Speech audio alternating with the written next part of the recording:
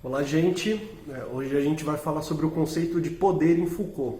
O objetivo é dar aspectos gerais desse conceito e exibir um modelo de como pensar o poder a partir de Foucault. Para isso é necessário, primeiramente, compreender que Foucault elabora o seu conceito, a sua noção de poder, a sua analítica do poder, numa época em que era muito comum visões como a de Louis Althusser, em que você tem aparelhos de Estado que concentram o poder e é necessário, portanto, tomar esses aparelhos para conseguir exercer poder eficientemente.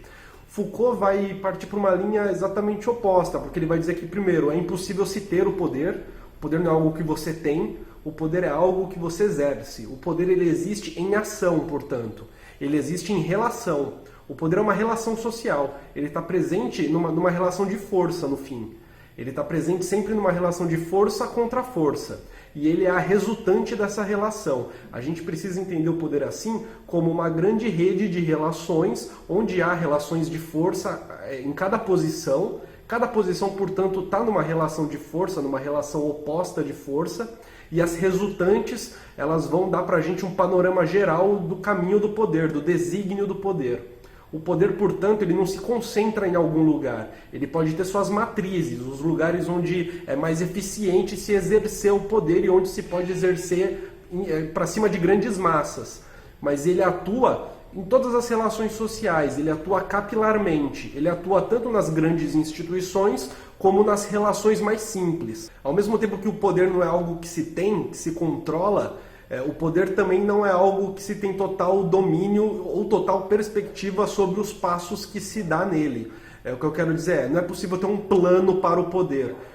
Pelo contrário, o poder é algo que deve ser visto, é necessário ter uma analítica cotidiana em cima das relações de poder. É necessário observar, portanto, como que a rede que é distribuída através das relações de poder se movimenta ao longo do tempo.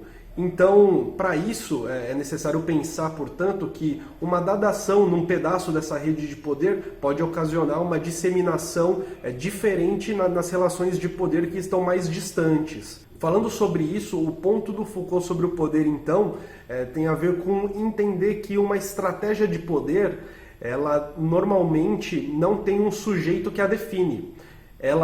O poder não pode ser controlado, o poder não tem um centro, ele não tem um centro de domínio e ele também não tem sujeitos que fazem o poder acontecer.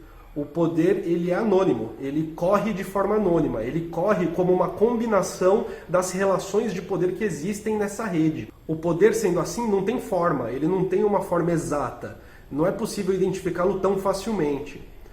Isso significa que, para poder entender como funcionam os desígnios do poder de forma macro, é necessário observar as relações que acontecem no micro e relacioná-las de maneira em que é possível perceber como cada relação de poder vai acabar dando vazão para a existência de um outro tipo de relação de poder. E ao mesmo tempo é necessário retirar da nossa noção de poder determinados modelos fixos de poder, onde sempre há um pedaço que domina e sempre há um dominado. Você pode ter, sim, no geral, uma posição que domina e uma que é dominada. Mas como a relação ela acontece microscopicamente, em diversos momentos a parte que domina, ela pode muito bem ser dominada em algum ponto específico.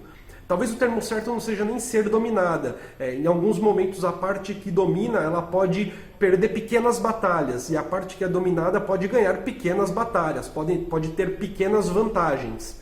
Embora no todo, no geral, quando se olha no macro, o que se tem é normalmente uma parte dominante que consegue exercer mais eficientemente o poder em cima da parte dominada. No fundo, isso também significa que o poder, para ser exercido, precisa de alguém que exerce e alguém que recebe. E no fundo, a existência do poder é manter essas duas posições.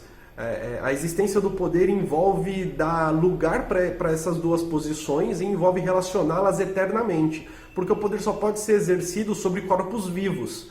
No limite, o que isso significa é que a ruptura mais brutal da relação de poder é a total desistência de uma das posições. Isso significa que para se manter poder em cima de trabalhadores é necessário que eles continuem estando vivos, que eles continuem sustentados, que eles continuem bem alimentados e que eles continuem tendo uma vida que permita que eles sejam trabalhadores. Se os trabalhadores de repente morrerem, a relação de poder de patrões e trabalhadores acaba, porque não vai ter mais trabalhadores. É claro que isso significa que a posição trabalhador precisa existir, para a posição de patrão conseguir exercer esse poder. As estratégias de poder, então, elas são sempre uma configuração histórica, uma configuração que é possível observar a sua história, os seus desenvolvimentos, as suas lutas, e nunca dependem do plano de uma pessoa. Isso significa que se a gente for explicar o fascismo, não é possível explicar o fascismo a partir das ideias do Mussolini ou do Hitler. É necessário observar a configuração de poder naquele momento e, para trás daquele momento, observar como que o poder foi se modificando, foi se movimentando, como que a história contribui para essa análise de como o poder saiu de um dado jeito até chegar no governo fascista, até chegar no golpe de Estado fascista. Muito obrigado, gente. Se inscrevam no canal, deem um like caso gostem. Eu vou deixar artigos a respeito do assunto aqui na descrição. Até a próxima.